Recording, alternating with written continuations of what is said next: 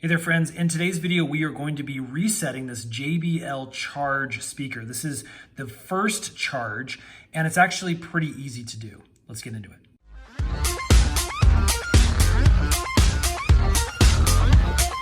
Okay, as I mentioned, this is the JBL Charge 1.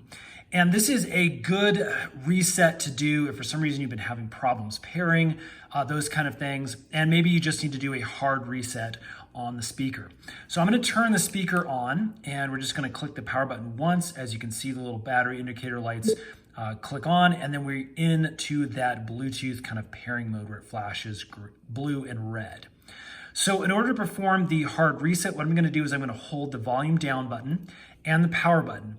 Now what you're going to see is this light is going to go to 3 blinking reds, a blue, and then it'll turn off, and that means the hard reset has happened. So let me push these two at the same time. We're going to hold, watch that ring. There's that 3 flashes and then the blue, and then the power goes off. At this point, we've performed that hard reset and we can now power back on with one click and the reset will be complete. Your speaker should go into that pairing mode just like it's showing now. Friends, I hope this has helped.